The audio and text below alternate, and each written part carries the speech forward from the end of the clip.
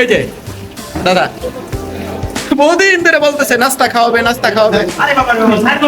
4 বছর ধরে বলতেছে আমাদেরকে নাস্তা খাওয়াবে, কিন্তু 4 বছর পর আজকে দাদা চিপাই পড়ে গেছে না দাদা।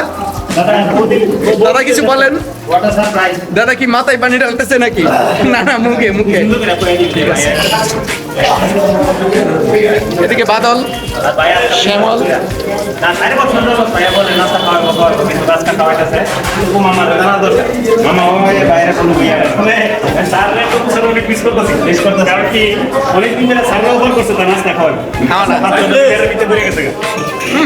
বড় করছে রে আমার মতন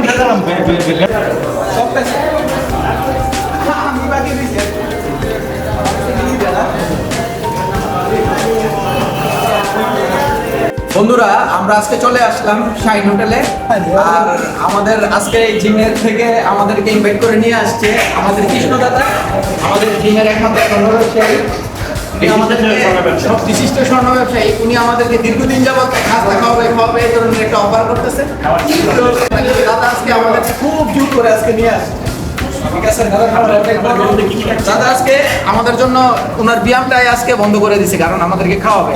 আমরা চাই দাদা আরো বড় ব্যবসায়ী হোক। স্বর্ণের দোকান দাদা অবশ্য 15টা আছে, লাইট বাজার আরো 3টা স্বর্ণের দোকান হবে।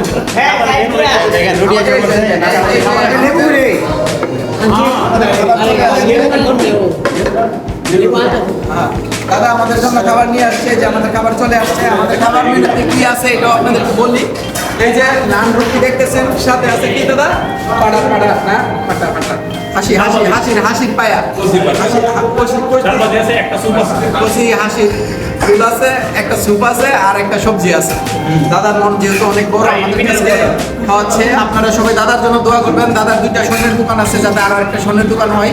আমরাও সে দোয়া করি। আর আমাদের খাবারের মেনুগুলো আপনাদেরকে আরো দেখাবো। আর দাদার কাছে আমরা প্রতি সপ্তাহে একবার এরকম আনতে পারি। এটা একটা খালি এক্সট্রা দিলি এবার